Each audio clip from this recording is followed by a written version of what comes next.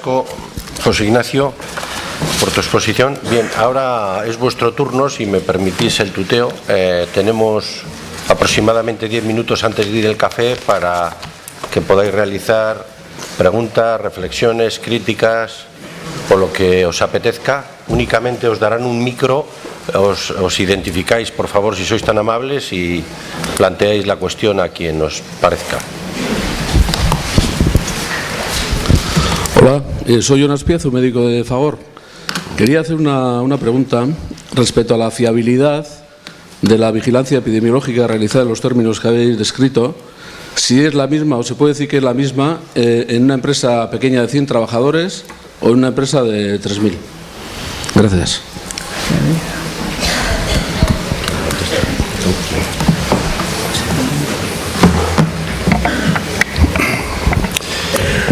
Entiendo que cuando planteas fiabilidad te refieres a eso, a la validez que tiene las medidas que tú y las estimaciones que tú estás haciendo con los datos que tú tienes en esa empresa. Sí.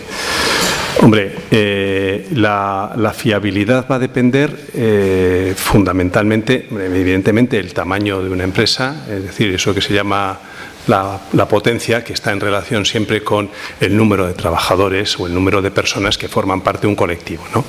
Pero la fiabilidad en una empresa de 100 o en una empresa de 3.000 puede ser tan mala o tan buena en función de cuáles sean la calidad de los datos y cuáles sean la calidad de los indicadores que se están utilizando. Así de claro. Entonces, si tus datos están alterados de base, pues porque, por ejemplo, no mides todos los, o no registras o no cuentas todos los sucesos que tú quieres medir. Imagínate que tú estás queriendo medir, vamos a coger dermatitis o asma o insatisfacción o expuestos.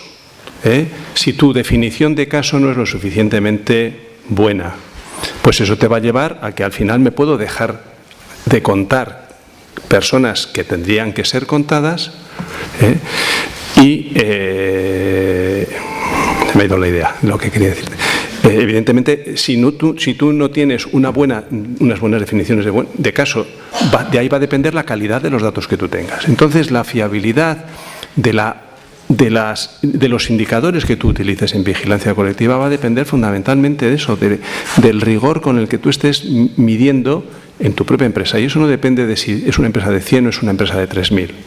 Porque estadísticamente, tradicionalmente se ha dicho que debe haber un mínimo. No, pero eso tiene que ver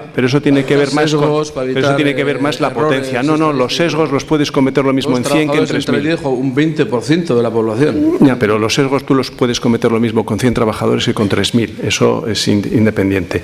El volumen de personas, lo que puede estar asociado es con la potencia y, por lo tanto, con la precisión con la que tú puedas afirmar o estimar tus cosas.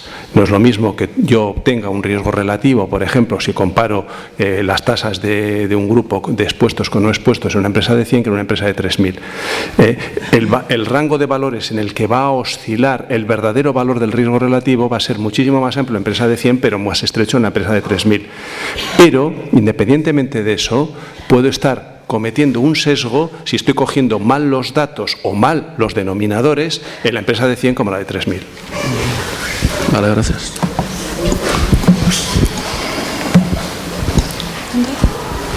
Por allí hay una.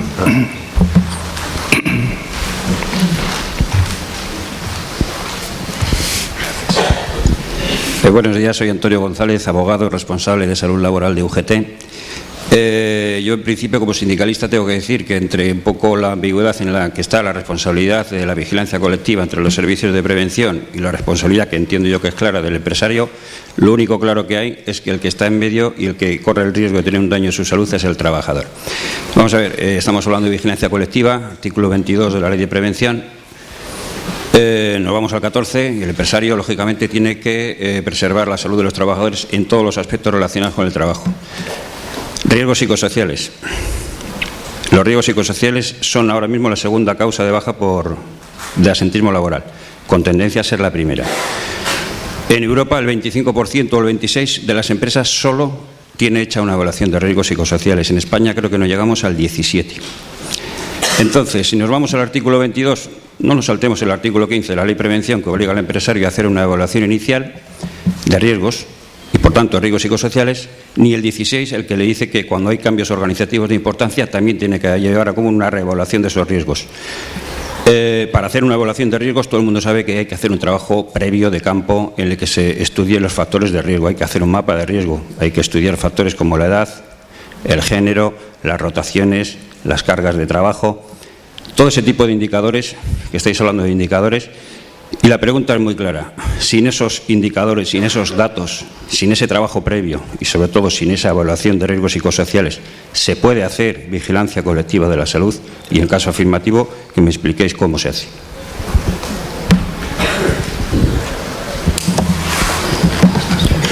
Hombre, yo he estado bastante atento a los ponentes y me ha dado la sensación, o podría decir, que sin esos datos previos, es decir, sin una evaluación de riesgos, no puedes hacer vigilancia colectiva, ni de psicosociales, ni de nada. Porque no conoces la situación, la gente que está expuesta, los trabajadores que están, a qué están expuestos, etcétera, etcétera. O sea, habría que empezar, si yo he entendido bien el mensaje, y además me ha parecido importante, porque llegado a un momento parece ser que nos olvidamos de la evaluación y de otras muchas cosas, pero no solo para hacer vigilancia colectiva, planificación, etcétera, tienes que tener la evaluación de riesgos y tienes que tener la evaluación de riesgos no solo de la empresa, sino de cada uno de los puestos de trabajo de la población trabajadora que está. Sin eso, y si alguien tiene otra fórmula, creo que no se puede hacer vigilancia colectiva, ni colectiva ni individual, porque si la individual tiene que ser específica, ¿a qué riesgo que no tienes evaluado vas a hacer tú la vigilancia? ¿Qué protocolo vas a emplear? De todas formas, si alguno queréis añadir más.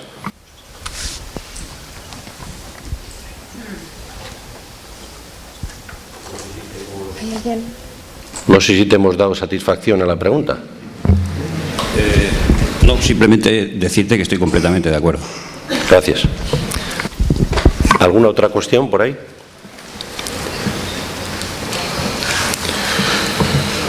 Bueno, pues agradeceros la presencia. Vamos ahora al café y por procurar, porque tenemos una mañanita, como os he dicho al principio.